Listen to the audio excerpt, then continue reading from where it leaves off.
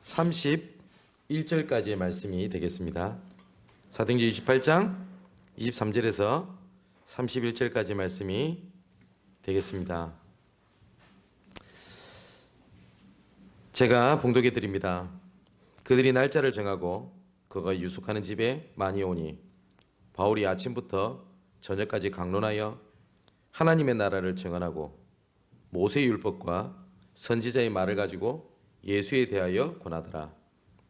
그 말을 믿는 사람도 있고 믿지 아니하는 사람도 있어 서로 맞지 아니하여 흩어질 때에 바울이 한 말로 이르되 성령이 선지자 이사야를 통하여 너희 조상들에게 말씀하신 것이 옳도다. 일러스되 이 백성에게 가서 말하기를 너희가 듣기는 들어도 도무지 깨닫지 못하며 보기는 보아도 도무지 알지 못하는도다. 이 백성들이 마음이 우둔하여져서 그 귀로는 둔하게 듣고 그 눈은 감았으니 이는 눈으로 보고 귀로 듣고 마음으로 깨달아 돌아오면 내가 고쳐줄까 함이니라 하였으니 그런즉 하나님의 이 구원이 이방인에게로 보내어진 줄 알라. 그들은 그것을 들으리라 하더라. 바울이 온 이태를 자기 셋집에 머물면서 자기에 오는 사람을 다 영접하고 하나님의 나라를 전파하며 주 예수 그리스도에 대한 모든 것을 담대하게 거침없이 가르치더라. 아멘. 오늘은 정복의 원년을 성취하시는 정복의 현장이라는 제목을 가지고 같이 말씀을 나누려고 합니다. 어떤 사람이 길을 가고 있었다고 합니다. 그러니까 너무 다리가 아팠대요. 그래서 마차가 지나가길래 이 마부에게 이렇게 물어봤다고 합니다. 여기서 예루살렘으로 가려고 하는데 얼마나 걸릴까요? 라고 물어보니까 이 사람이 한 30분 정도 걸립니다. 이렇게 얘기를 했다고 합니다. 그래서 이 사람이 잠시 머뭇거리더니 나 좀 태워주실 수 없습니까? 라고 하니까 이 마부가 타라고 얘기를 하더랍니다. 그래서 마차에 타자마자 계속 이렇게 정처없이 걸어오니까 피곤했겠죠. 잠이 바로 들었대요. 한 30분쯤 이렇게 자다가 일어났는데 그 마부에게 다시 물었답니다. 그럼 예루살렘이 이제 거의 다 왔겠네요? 라고 얘기를 하니까 이 마부가 그러더래요. 아니요, 여기서 예루살렘 1시간 거리라고. 그랬더니 이 사람이, 이 여행객이 마부에게 아니 아까는 30분 걸린다고 하지 않았냐고, 한 30분 정도 잤으니까 다 온 거 아니냐고 얘기를 하니까 아니 이 마차는 예루살렘으로 떠나가지고 반대 방향으로 가고 있었던 거라고. 그러니까 30분쯤 왔으니까 1시간 거리가 맞지요. 이렇게 얘기를 하더라고 합니다. 이것은 탈무드에서 나오는 얘기인데요. 이처럼 우리가 어디를 내가 향해서 가지 않습니까? 그러면 빨리 간다, 천천히 간다보다 더 중요한 게 어느 방향으로 가고 있는지가 더 중요합니다. 그렇겠죠. 우리가 신앙생활을 할 때 내가 빨리 치유받고 내가 빨리 응답을 받고 빨리 증거를 받아가지고 내가 뭘 했으면 좋겠다라는 것도 중요하겠습니다만은 더 중요한 것은 내가 하나님께서 원하시는 올바른 방향으로 가는 것이 맞냐? 그것을 점검하는 것이 굉장히 중요합니다. 그래서 계속 우리가 말씀을 우리가 지금 듣고 있고 우리 전체 우리 전도운동의 방향을 주시는 것도 올바른 흐름과 올바른 방향 속에 있는 것이 맞는지를 계속 점검을 해야 되는 것이 우리의 일입니다. 많은 사람들이 이런 얘기를 합니다. 신앙생활을 해도 응답이 없다. 심지어 어떤 사람은요, 신앙생활을 수십 년을 하고 다락방을 해도 나는 잘 안 된다. 이런 얘기를 합니다. 많이 했다가 중요한 게 아니거든요. 어떤 분도 이럽니다. 나는 진짜 이 문제를 가지고 내가 수년 동안 기도했는데 우리 가정이 변하지 않더라. 이거는 두 가지 의미가 있습니다. 가장 첫 번째는 안 되고 있는 것이 맞다면 내가 방향을 올바르게 찾아야 되고요. 내가 올바른 방향 속에 있는 것이 맞다면 안 되고 있는 것이 아니라 하나님께서 성취해 가고 계시는 과정입니다. 지난주에 우리 말씀드렸듯이 바울이 뭐라고 얘기하냐면 내가 이미 얻었담도 아니고 이미 이뤘담도 아니라 지금 뒤를 돌아보지 않고 지금 주께서 주신 그 표대를 향해서 난 지금도 달려간다 라고 얘기를 합니다. 우리는 됐다 안 됐다 뭐 깨달았다 못 깨달았다 뭐 끝났다 안 끝났다. 우리는 이 얘기를 하고 있는데 바울은 그 얘기 하지 않고 나는 하나님께서 보여주신 그 방향, 그 흐름, 그 표대를 향해서 나는 지금도 뒤를 쳐다보지 않고 달려간다 라고 얘기를 한 겁니다. 그래서 중요한 거는 내가 방향과 흐름입니다. 만일에 내가 올바른 방향 속에서 있지 않았다는 것을 내가 말씀을 통해서 확인을 하잖아요. 그러면 그게 은혜입니다. 아까 말씀드렸듯이 이 사람이 한 30분 자다가 일어나가지고 예루살렘 얼마 남았냐고 물어본 게 다행이지요. 한 10시간 자다 일어나면 어떻게 됩니까? 내가 아무리 열심히 해도 이게 방향이 맞지 않으면 하면 할수록 문제거든요. 오늘은 2020년 마지막 주일입니다. 그래서 2020년에 우리가 하나님께서 정복의 원년, 정복의 한 해라는 언약을 붙잡고 지금까지 달려왔는데, 그래서 전반기에는 우리 여호수아서를 통해 가지고 하나님께서 정복의 여정을 어떻게 이끌어 가셨고, 또 하반기에는 사도행전을 통해서 하나님께서 정복의 여정을 어떻게 이루어 가셨는지를 전체적인 것을 흐름과 방향을 확인하는 시간이 될 겁니다. 아까 말씀드렸듯이 내가 올바른 흐름 속에 없었구나 라고 우리가 확인을 하게 되잖아요. 이것처럼 우리가 항상 점검해야 될 것이 내가 언약이 어떻게 흘러가고 있고, 그리고 언약의 여정 속에 내가 어느 위치에 올바르게 가고 있는지를 점검하는 것이 굉장히 중요합니다. 만일에 내가 흐름 속에 없었다는 것을 발견하게 되면요, 거의 대부분 두 가지 반응이 나타날 거예요. 첫 번째는 낙심을 합니다. 나는 안 되는 것 같다. 나는 안 될 것 같다. 그럼 언제 된다는 말이지? 낙심을 하게 돼요. 근데 두 번째는 뭐냐면 내가 흐름 속에 있지 않았구나라는 것을 하나님 앞에 인정을 하는 겁니다. 그래서 하나님 은혜가 필요합니다. 그래서 저는 그리스도가 필요합니다. 그래서 하나님이 강권적으로 이끄시는 성령의 인도가 아니면 안 됩니다 라는 것을 인정을 하는 겁니다. 내가 절대 내 힘으로 내가 열심히 하려고 했지만 나는 진짜 안 되는구나 라고 하는 것을 절대 불가능을 발견을 하잖아요. 그래서 나에게는 그리스도가 당연히 필요하고요. 그리고 그 언약이 정말 필연적으로 필요하고 하나님의 은혜가, 하나님의 능력이 절대적으로 필요한 자입니다. 그렇다면 진짜 절대 가능의 하나님의 언약이 뭔지를 찾아내는 겁니다. 그것을 새롭게 붙잡는 거예요. 그걸 보고 절대 언약이라고 얘기를 합니다. 사랑하는 성도 여러분, 올 한 해 어떻게 각각 지내오신지는 저는 잘 모르겠습니다. 올바른 흐름 속에서 있지 못했다거든 낙담하지 마시고 하나님 앞에 인정을 하고요, 올바로 흐름 속으로 들어오게 되시기를 주님의 이름으로 축원을 드립니다. 또한 내가 올바른 흐름 속에 있었는데 내가 지금 이룬 것이 없다라고 하는 또 절망된 생각이 있을 겁니다. 빌립보서 1장 6절에 처음부터 선한 일을 시작하신 이가 마지막 날까지 이루실 줄 우리는 확신하노라. 바울이 그 고백을 했을 때가 감옥에 들어갔을 때라니까요. 복음을 전하다가 길이 막히는 것처럼 보였는데 바울은 뭐라고 얘기를 했냐? 처음부터 선한 일을 시작하신 이가 마지막 날까지 이루실 줄을 우리 확신하노라. 그것처럼 올바른 흐름, 올바른 방향을 확인하게 되면 내가 이 속에 있는지를 확인을 하는 겁니다. 하나님의 절대 주권 속의 절대 계획, 그 흐름과 방향은요, 지금도 계속 흘러갑니다. 그래서 내가 지금 이루었다, 못 이루었다, 된다, 안 된다가 중요한 게 아니라 내가 이 흐름 속에 있는지를 찾는 것이 굉장히 중요합니다. 제가 이렇게 말하시는 분을 봤어요. 나 한 해 동안 열심히 살았대요.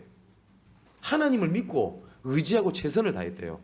예, 그 말이 맞습니다. 안타까운 얘기입니다. 그런데 아무리 맞고 좋은 것이라도 하나님의 흐름과 하나님과 방향이 틀리면 그건 아닙니다. 쉽게 말하면 이겁니다. 예로부터 있었던 애굽, 블레셋, 바벨론, 아수르 이런 국가들이 세계를 정복하겠다, 세계를 제패하겠다라는 생각 어쩜 틀린 말 아닙니다. 강대국은 진짜 제패하는 야망을 가지는 게 맞습니다.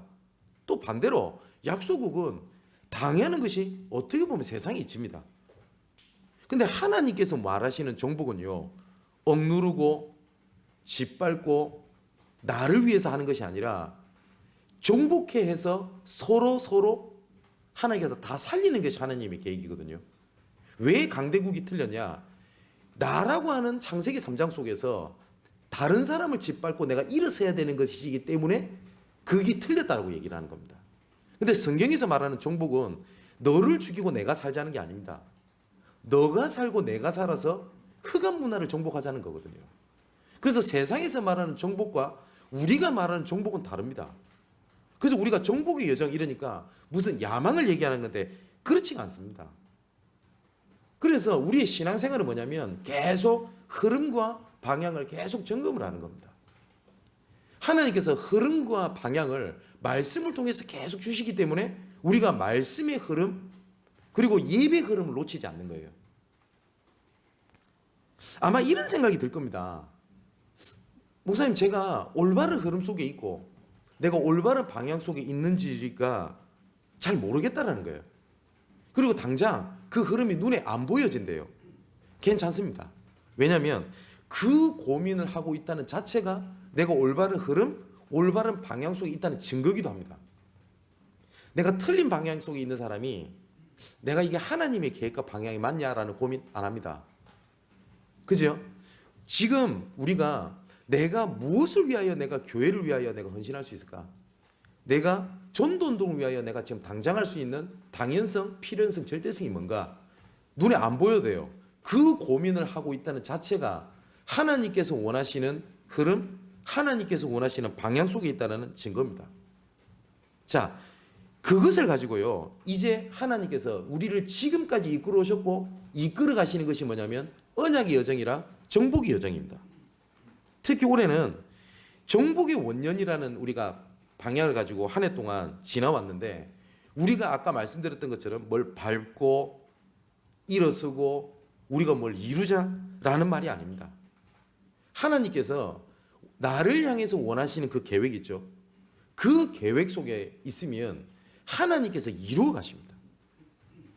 불신자들은 내 미래를 내가 책임을 져야 되고 내가 미래를 지금 당장 준비한 거 못한 거에 대한 대가를 내가 치러야 돼요. 그게 맞아요. 근데 하나님의 자녀는 미래도 주의 것입니다. 아멘, 맞죠? 현재도 주의 것입니다. 그리고 나의 과거도 주의 것입니다. 다시 말하면 내 인생 전체가 하나님의 절대 주권을 이루어 가시는 절대 계획 속에 있습니다.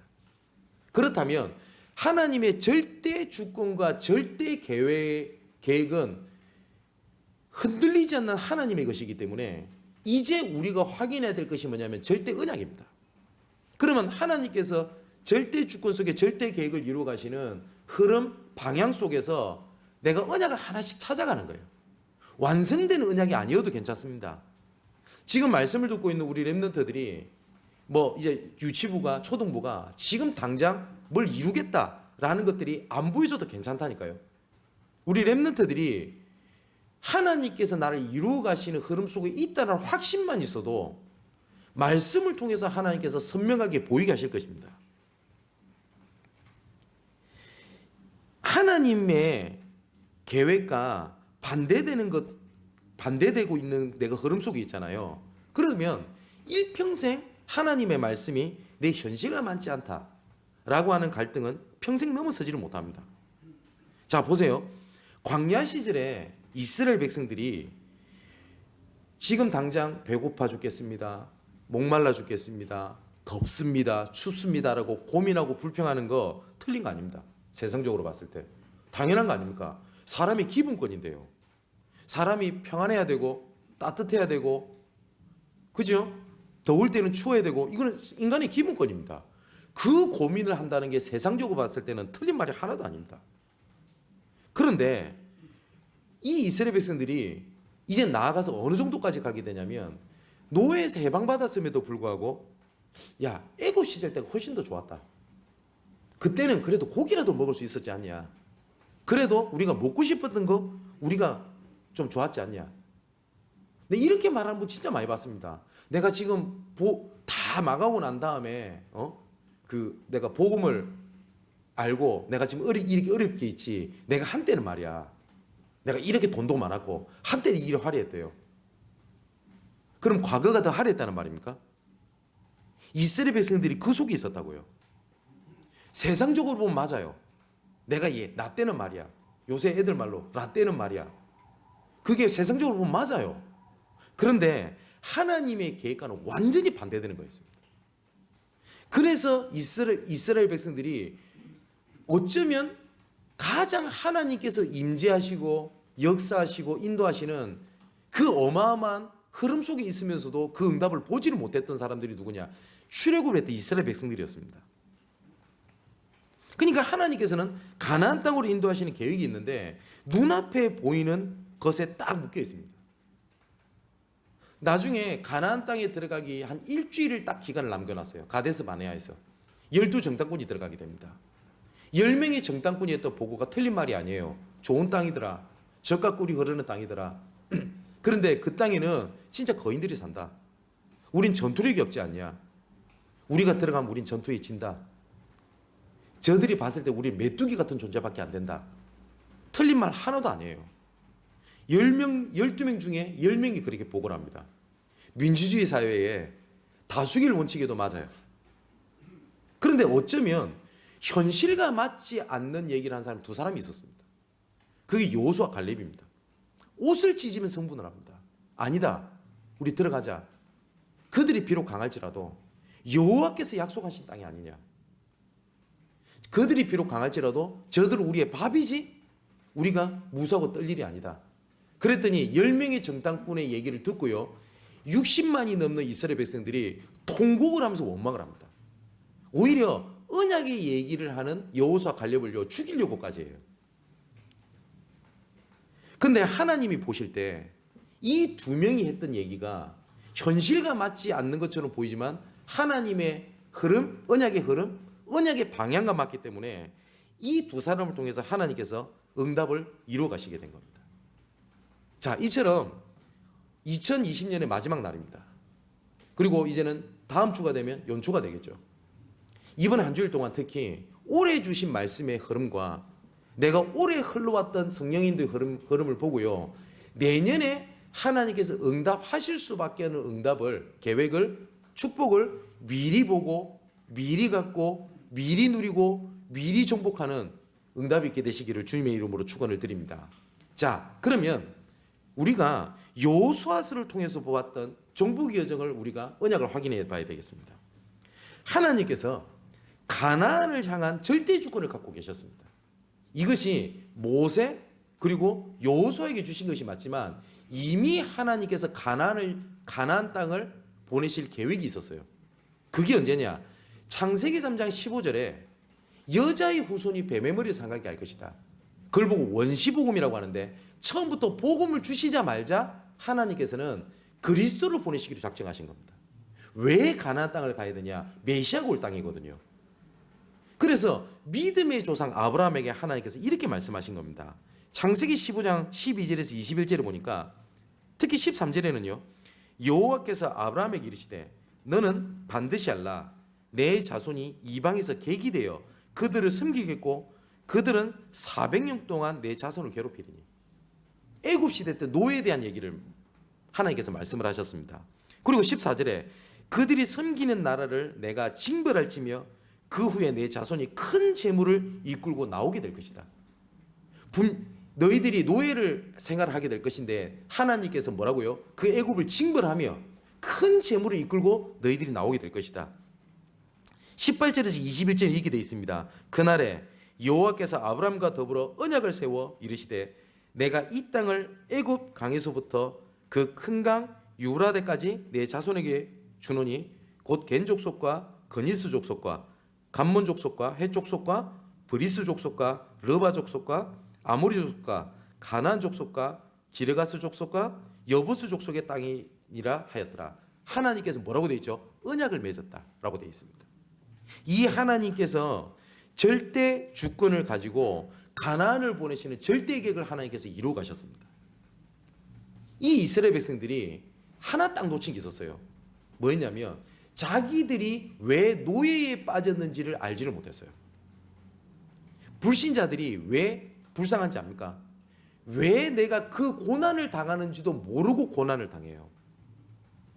그런데 성경에는 그 고난의 이유를 얘기하고 있습니다. 언약을 놓친 겁니다.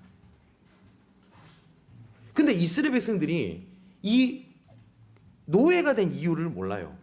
그래서 하나님께서 그 이유에 대한 말씀을 하나님께서 주시는데 모세를 통해 주신 겁니다. 출애굽기 3장 18절에 희생제사를 드리도록 해라. 올바르게 하나님의 방향과 흐름 속에 있도록 해라. 그거였습니다. 그래서 하나님께서 이 출애굽을 향한 절대 계획을 이루어 가시는데 모세를 불러서 이거를 시작을 하셨고요.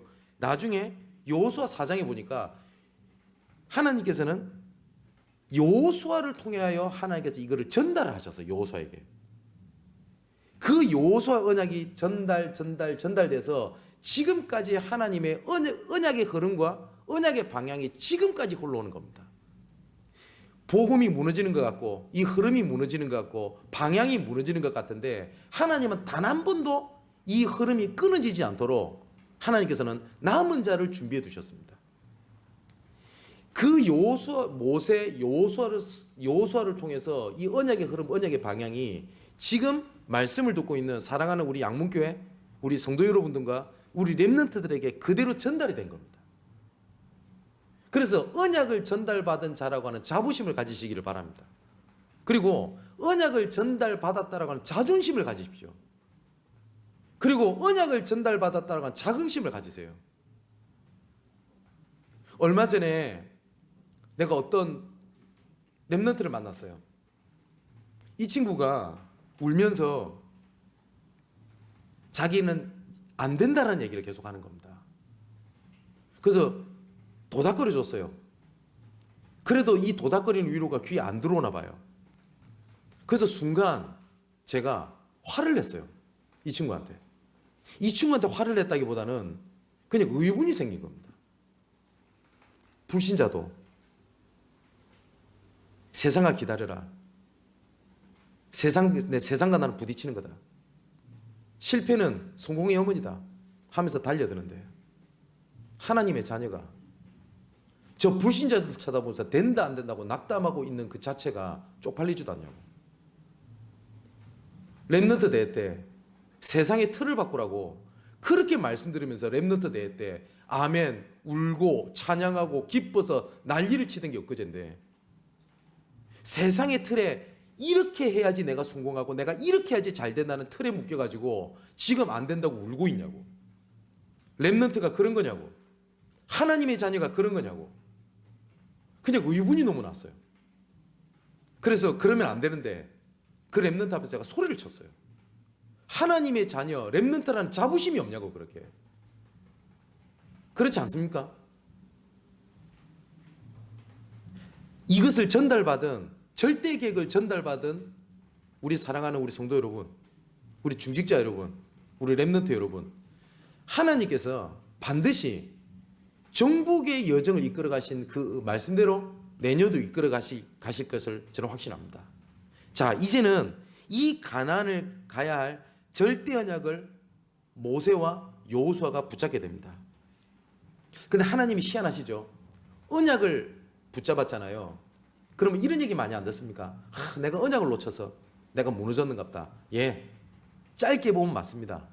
근데 넓게 보면요, 그럼에도 불구하고 하나님께서는 정복의 과정을 끝까지 이끌어 가셨어요.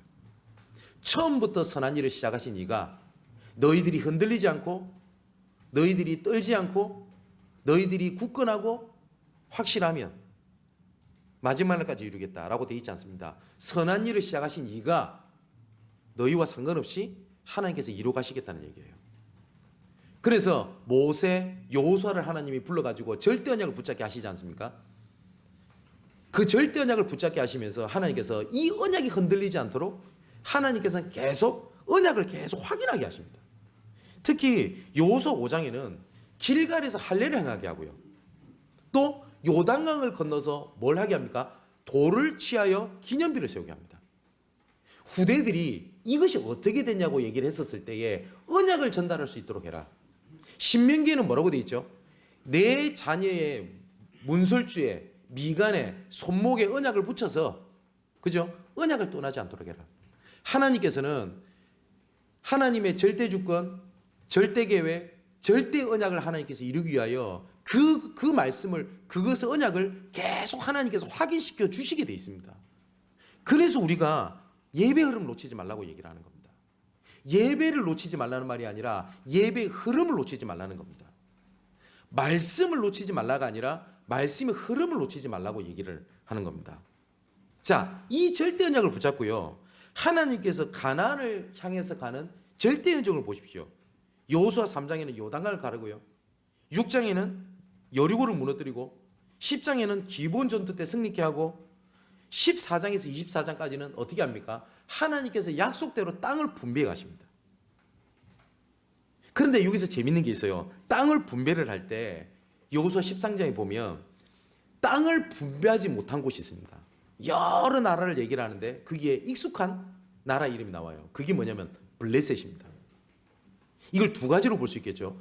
정복하지 못한 현장에 결국은 다시 노예가 되었다라는 걸 하나 볼 수 있고요. 두 번째는 이 블레셋이 언약 전달을 이어받은 렘넌트 다윗을 통해서 이 블레셋이 결국은 정복돼 버립니다. 지금 혹시 우리가 237 나라 전도운동 가겠다, 그리고 세계복음 하겠다, 우리가 지금 언약을 붙잡고 달려갑니다. 어쩌면 제가 살아생전에 못할 수 있어요. 그거는 하나님께서 절대 계획이 나를 통해 성취가 안 된 게 아닙니다. 우리에게는 희망이 있습니다. 렘넌트입니다. 여호수아가 정복하지 못한 그 땅, 다윗이 무너뜨려 버립니다. 보세요. 정복의 여정을 하나님께서는 끝까지 이루어 가셨어요. 자, 그러면 이제는 사도행전을 보겠습니다. 하나님께서 초대교회를 세워가지고 하나님께서는 정복의 여정을 이끌어 가십니다. 하나님께서 로마 복음화를 향한 하나님의 절대 계획을 가지고 부르셨습니다. 사도행전 1장 1절에 데오빌러여 내가 먼저 쓴 글에는 로마가 속국된 그 현장에 누가 오셨냐? 그리스도께서 오셨어요. 다른 때도 아닙니다. 속국되었을 때에. 그때 하나님께서 뭐라고 말씀하시냐? 하나님의 나라, 그리고 하나님의 나라의 일, 이 일을 위하여 내가 너희를 증인 세우실 것인데 뭐냐? 오직 성령 충만으로 함께 하겠다. 그 하나님의 절대 주권을 가지고요, 절대 계획을 이루기 위하여 하나님께서 마가복음 3장에 보니까 원하는 자를 부르시니 나온지라. 소집을 하거나 아니면 모집을 하거나 아니면 했던 것이 아니라 하나님께서 직접 원하는 자를 부르시니 나온지라 라고 되어 있습니다. 아까 하나님께서 모세를 부르셨다고 되어 있죠. 모세가 자원한 게 아닙니다. 하나님이 모세를 부르셨어요. 하나님께서 하나님의 그 출애굽이라고 하는 천명을 위하여 우리 모세를 불러가지고 소명을 주시고 모세를 통하여 사명을 성취해 가셨습니다. 똑같이 하나님께서 그때 제자들을 향한 천명을 가지고 부르셨고, 그 천명을 소명으로 주셨고 사명을 이루어가게 하신 겁니다. 똑같이 하나님께서는 지금도요, 세계복음화라는 천명 속에 하나님께서 우리에게 소명을 주시고 사명을 이루어 가십니다. 원하는 자들을 부르시니 나온지라. 사랑하는 성도 여러분, 오늘부터 내가 진짜 언약의 사람이 맞나? 내가 세계복음할 사람이 맞나? 우리 렘넌트들은 현장에 공부가, 학업이, 직장이 힘들 겁니다. 그때마다 흔들릴 겁니다. 내가 렘넌트 맞나? 또 내가 렘넌트라는 게 이 모양인가? 라는 흔들리게 될 겁니다. 걱정하지 마십시오. 하나님께서 원하셔 나는 부르심을 받은 남은 자입니다. 자, 성경적 근거를 대볼까요? 에베소서 1장 3절에서 5절에 보니까 창세전에 우리를 택하사 거룩하고 흠이 없게 하시려고 불렀다 되어 있어요. 창세전에 우리를 택하셨는데 하나님께서 거룩하고 흠이 없게 부르셨는데 그 기쁘신 뜻대로 우리를 예정했다라고 되어 있습니다. 하나님께서 부르심을 받지 않은 자는요, 절대 구원받지 못합니다. 내 마음속에 예수 그리스도께서 계시잖아요. 그러면 거룩하고 흠이 없는 하나님의 자녀, 그리고 렘넌트, 이 시대의 빛의 경제를 회복할 산업인 선교사, 하나님 그리 부르신 겁니다. 이 기쁘신 뜻대로 우리를 어떻게 했다? 예정하셨다. 우리의 하는 일에 따라서 결정되는 게 아니라 하나님이 이미 어떻게 해요? 예정했다라고 되어 있습니다. 그 절대 계획입니다. 그 절대 계획을 어떻게 했냐? 이제 로마 복음화의 언약을 이 초대교회 사람들이 딱 붙잡게 된 겁니다. 처음에는 어떻게 했냐? 이 예수님께서 이 땅에 오셨을 때 예수님께서 오셔서 나를 이끌어 가시는 것이 뭐였냐면 로마를 무너뜨리고 우리를 행복하게 해주고 잘 먹고 잘 살게 해주고 그런 그리스도로 생각을 했어요. 근데 이 그리스도께서 죽겠다고 얘기를 하네요. 나중에 예수께서 십자가 못 박혀 죽으실 때 다 도망가 버립니다. 근데 마지막까지 이 틀린 방향, 틀린 흐름을 갖고 있었던 사람이 있었어요. 그 사도행전 1장 6절에 7절에 이렇게 돼 있지 않습니까? 예수님 올라가신다 하니까 그러면 예루살렘을 회복할 때가 언제입니까?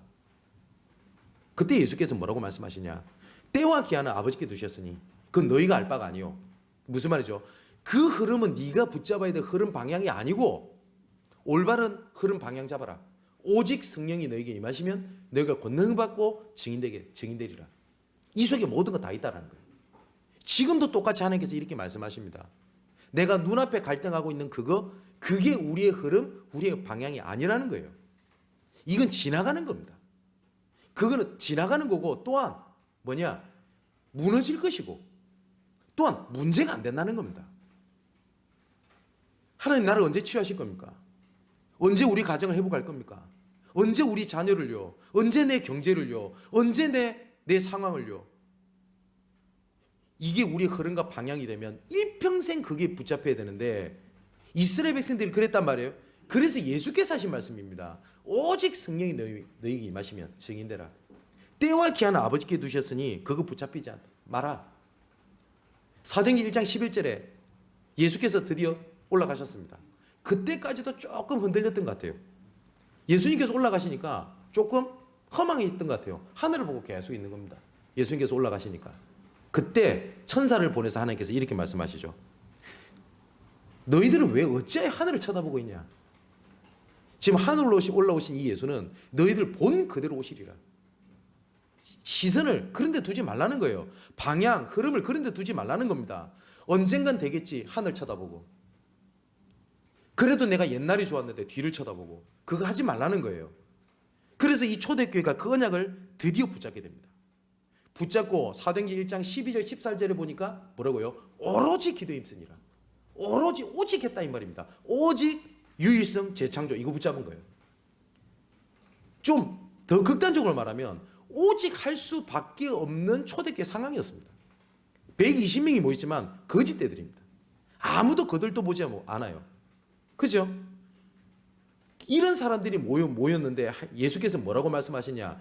온 유대와 사마리아 땅끝까지 이르러 내 증인들이라. 이게 현실로 다가왔겠어요? 우리 사랑하는 성도 여러분, 그리고 우리 렘넌트 여러분, 내가 지금 경제가 너무 어려운데 우리 렘넌트들은 뭐 수능도 점수도 잘 안 나오고 같고 이번 학교 점수 잘 안 나오고 공부도 못하는 것 같고 학교에서 약간 친구 간의 갈등도 있고 내가 왕따를 당하는 것 같고 그런데 세계복음할 렘넌트다. 이게 피부로 와닿겠냐고요. 그런데 이것을 하나님이 절대 언약으로 붙잡은 겁니다. 그랬더니 하나님께서 어떻게 이루어 가시냐? 언약을 붙잡았더니 하나님께서 언약을 이루어 가신 여정 속으로 집어넣어 버린 겁니다. 초대교회가 온 유대와 사마리아 땅끝까지라고 언약을 붙잡고 본인들이 막 돌아다닌 게 아닙니다. 그죠? 이미 예비되어 있었어요. 아까 말씀드렸던 것처럼 거룩하고 흠이 없게 하시려고 그 기쁘신 뜻을 위하여 예정했다라고 되어 있잖아요. 오순절 날이 이미 이름에 2장 1절에 글이 되어 있거든요. 근데 오순절 날 항상 모이던 뭡니까? 각국의 유대인들이었습니다. 15개국. 그런데 이 언약을 붙잡는 그 순간 15개국에 하나님이 문을 열어버립니다. 그때 하나님의 약속대로 어떻게 하시죠? 성령께서 임하셔버리는 거예요. 그래서 15개국 문이 열리는데 15개국 중에서 재밌는 말이 있습니다. 로마에서부터 나그네 일이 돼 있어요. 이 사람이 누군지는 모릅니다. 브리스길라 아굴라일 수도 있습니다. 근데 이 사람을 통해서 로마 교회가 세워진 게 확실합니다. 그 로마 교회가 세워져서 우리가 그토록 많이 들었던 로마서 16장 일꾼이 그때 이루어진다니까요. 그럼 초대교회 사람들이 기도하면서 로마 교회를 하나님 세워주시고 중직제를 세워주옵소서 기도했을까요? 몰랐어요. 단지 언약 잡았어요. 근데 하나님께서 어떻게 했냐? 초대교회가 무엇을 행한 게 아니라 말씀 흐름 속에 있었더니 하나님께 초대교회 문을 막 열어버리는 겁니다. 그래서 사도행전 3장에 안전병이 일어나고요. 사도행전 4장에는 제사장의 무리까지도 복음을 듣게 됩니다. 근데 아까 여호수아를 통해서도 확인했죠.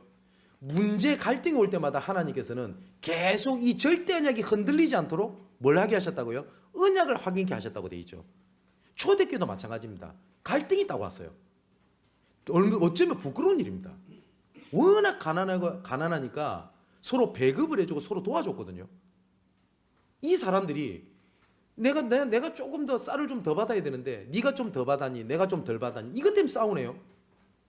그러니까 이 사도들이 그거 분쟁 다스리는데 정신이 없는 겁니다. 얼마나 부끄러운 일입니까? 그런데 물론 언약이 확실하지 못해서 일어난 일입니다만은 하나님의 절대 주권을 이루어가는 절대의 계획이 막히지가 않잖아요. 그때 하나님께서 어떤 시스템을 세워버립니까? 중직자. 올해 우리가 중직자를 세웠습니다. 우리 교회가 어느 날 이제 연수가 좀 차고 했으니까 중직자를 세워야 되겠다. 그렇게 붙잡으시면 큰 오산입니다. 어느 날 우리 교회가 조금 성장을 하고 이제 우리 교회에 좀 사람이 많아지니까 우리 부목사님 한 분 오셨다. 그냥 우리 교회 뭐 한 분이 오셨다. 그렇게 생각 큰 오산입니다. 하나님께서는 그 과정마다 시스템을 새롭게 해가지고 하나님께서는 전도의 문을 열어가시기 시작을 합니다. 그게 7집사거든요. 자, 보십시오. 근데 그 7집사에게 또 문제가 생깁니다. 스데반이 돌 맞아 죽는 상황이 벌어져요. 근데 이 응답이 어떻게 전달됩니까? 이 스데반의 환난 때문에 뿔뿔이 흩어져 버립니다. 어떻게 보면 정말 암울한 상황이 생긴 거죠. 그게 사도행전 7장입니다. 근데 이 스데반의 환난 때문에 뿔뿔이 흩어져 가지고 어디까지 도망을 가게 됐냐? 사마리아까지 딱 가게 된 겁니다. 그냥 흩어져서 도망갔는데 이 일이 사마리아 땅끝까지 이르러 내 증인이 되리라고 하시는 하나님의 절대 주권 속의 절대 계획이 성취돼 버리잖아요.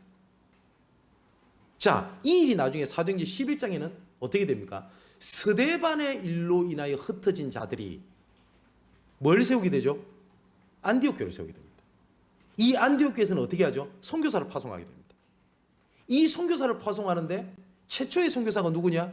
우리가 그렇게 이름을 많이 듣고 존경하는 전도자 바울이 딱 일어나게 됩니다. 그 가운데서요, 루스드라에서 디모데, 그리고 빌립보에서 루디아, 데살로니가의 야손, 고린도의 브리스길라 아굴라, 그리고 19장에는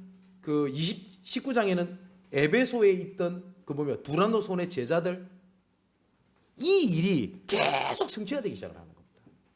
그래서 하나님께 절대 여정을 이끌어 가셨어요. 지난주 말씀드렸듯이 바울이 열심히 했다, 최선을 다했다, 잘했다, 예, 맞습니다. 하지만 하나님께서 이루어 가신 겁니다. 그 로마 복음의 절대 응답이 어떻게 되죠? 313년에는 콘스탄틴을 통해 가지고 기독교 인정을 받게 되고요. 390년에는 데오도시우스 황제 때 기독교가 인정을 받게 됩니다. 로마가 그리스도 이름 앞에 무릎을 꿇는 일이 벌어지게 됩니다. 세계복음화 지금 멀게 보일 수도 있습니다. 그런데 저는 세계복음화가 처음에 그 언약을 들었을 때는 멀게만 느껴졌어요. 언제 될까? 100년이 걸릴까? 200년이 될까? 내가 할 수 있을까? 근데 어느 날 이 세계복음화가 눈앞에 보이는 언약으로 잡히기 시작하는 겁니다. 어디서 그걸 보게 되냐? 현장 속에 있는 우리 렘넌트를 봤어요. 어린 렘넌트들 중에 복음을 사랑하는 렘넌트가 있다는 걸 보게 된 겁니다. 그 어린 렘넌트들 중에 현장을 가슴에 붓고 눈물을 흘리는 렘넌트를 봤어요. 세계복음은 희망이 보인 겁니다. 바울이 회당으로, 서원으로, 저자로 이렇게 회당으로 이렇게 왜 들어갔냐? 바울도 뭘 봤냐? 렘넌트를 봤어요. 그게 로마 복음화의 절대 응답을 하나님 성취하셔버린 겁니다. 자, 이제 결론을 맺겠습니다. 올 한 해 종북의 원년이라는 언약을 붙잡고 지금까지 왔어요. 이제 내년에는 하나님께서 종북의 응답으로 계속 이루어 가시면서 정복의 현장의 문을 여실 것이라고 저는 확신합니다. 그리고 정복의 현장을 문을 여는 한 해로 하나님께서 응답을 하시게 될 겁니다.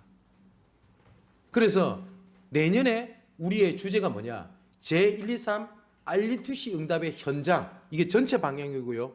우리의 방향은 정복의 현장입니다. 그래서 내년에는 현장 시스템을 본격적으로 모든 것을 새롭게 하겠습니다. 그리고 현장에 하나님께서 새롭게 문을 여시는 걸 보게 될 겁니다. 그리고 지금까지 정복되어지지 못한 내 현장에 블레셋이 무너지는 응답처럼 하나님이 문을 여시는 응답이 있게 될 겁니다. 그래서 반드시 놓치지 마셔야 될 게 있습니다. 내 삶을 놓치지 마십시오. 내 업을 놓치지 마십시오. 그리고 내 지역을 놓치지 마십시오. 그리고 여러분, 특히 우리 랩런트들, 미래를 놓치지 마십시오. 어떻게 되겠지, 언젠간 되겠지, 미래를 놓친 겁니다. 또 내 삶이 힘들거든요. 내 가정이 힘들고, 그러다 보니까 내가 언약을 잡는다는 것처럼 자칫 잘못하면 등을 돌리고 있습니다. 언젠간 되겠지. 그 삶을 회피한 겁니다. 그리고 업을 향한 하나님의 계획이 있습니다. 내가 진짜 돈 벌기 위하여 어쩔 수 없이 업을 회피한 겁니다. 나는 그냥 어쩌다 보니 이게 사는구나. 지역을 회피한 겁니다. 사단은요, 말씀이 성취되는 나의 현장을 떠나게 만들어요. 에베소서 6장에 보면 하나님의 전신갑주가 나옵니다. 구원의 투구, 의의 흉배, 진리의 허리띠, 성령의 검, 믿음의 방패, 복음의 평안의 예비된 신. 다 완전 무장되어 있죠. 근데 무장이 안 된 곳이 딱 한 군데가 있습니다. 등입니다. 등 돌리면 그때부터 당하는 겁니다. 그래서 베드로전서에도 너희 원수에게 대적해라라고 되어 있지 회피하라고 되어 있잖아요. 하나님께서 그래서 우리의 하나님의 자녀의 신분이 사단을 결박할 수 있는 권세를 줬다 안 합니까? 누가복음 10장 19절에 내가 너에게 뱀과 정갈을 밟으며 원수의 모든 능력을 지할 권세를 주었으니 결단코 너희를 해할 자가 없다. 회피하지 마십시오. 그래서 지금부터 아까 말씀드렸던 내 삶, 업, 지역, 미래, 그게 뭐냐? 내 현장입니다. 정복의 현장이라는 말은 뭐냐? 여기에 하나님의 나라가 이루어지는 겁니다. 또 나아가서는 이 현장에 하나님의 나라를 이루는 하나님의 계획을 보게 될 것입니다. 그래서 1월부터 있을 중직자 훈련 말씀을 우리 중직자뿐만 아니라 우리 모든 성도들의 흐름을 같이 다시 해야 되겠습니다. 그리고 몇 군데 지역에서는 제가 전도 캠프라든지 실제로 말씀을 제가 전달하기 시작을 했습니다. 이거를 조금 요약을 해서 전체적으로 제가 말씀을 드릴 겁니다. 어떻게 하나님께서 각 지역마다 캠프의 날을 정하고 캠프 응답을 어떻게 찾고 캠프의 계획들이 어떻게 보이기 시작하는지를 말씀을 통해서 확인하게 될 겁니다. 현장의 날을 정하십시오. 가장 첫 번째 예배 날을 정하십시오. 그래서 가장 첫 번째 예배의 날을 절대 놓치지 마십시오. 그리고 예배 흐름을 놓치지 마십시오. 예배 흐름 속에서 하나님께 내 방향을 설정하는 그 방향을 놓치지 마십시오. 어쩌면 말씀이 흐름이 내 현실과 맞지 않을 때가 있습니다. 성경에 보면 다 그랬어요. 포로로 잡혀가지고 굶어 죽을 판인데 성전 지으래요. 그 말입니까 그게? 포로인데. 근데 하나님께서는 그 일을 통해서 정복의 여정을 성취하셨습니다. 그죠? 가난뱅이였던 120명의 거지들을 모아놓고 하나님께서 세계복음을 말씀하셨어요. 세계복음 하니까 우리 교회가 열악해 보이고 돈이 없어 보이고 사람이 없어 보이죠. 저는 단 한 번도 그렇게 생각한 적이 없습니다. 정복의 현장을 하나님께서 문을 열어가시게 될 겁니다. 오늘 주신 말씀처럼 정복의 원년을 성취하는 정복의 현장을 준비하는 한 주간 또한 내년이 되시기를 주님의 이름으로 축원을 드립니다. 기도하겠습니다. 한 해 동안 말씀을 성취하신 하나님을 찬양을 드립니다. 정복되어지지 못한 현장을 정복의 응답으로 함께 하신 하나님, 이후로도 끝까지 정복의 응답을 허락하실 줄 확신합니다. 특히 내년에는 이 정복의 응답을 확인하는 나의 현장을 회복하게 하여 주시옵소서. 모든 것 다 있는데 복음이 없어 무너져가는 그 현장을 다 살리는 정복의 응답이 있게 하여 주시옵소서. 지금까지 막혀있던 경제의 문이 빛의 경제로 열려지는 한 해가 되게 하시고, 지금까지 막혀있던 가정보고마의 문이 미션홈의 응답으로 바뀌는 시간이 되게 하여 주시옵소서. 지금까지 지역에 거주하는 현장이 지역을 살리는 지교 응답으로 변화되는 시간 되게 하여 주옵소서. 특히 우리 렘넌트들에게, 미래를 잃어버린 우리 후대들에게 그리스도 이름으로 미래가 보이며 미래가 붙잡히고 세계복음화의 절대 응답의 주역으로 세워지는 한 해가 되게 하여 주옵소서. 살아계신 예수 그리스도 이름으로 기도하옵나이다. 아멘.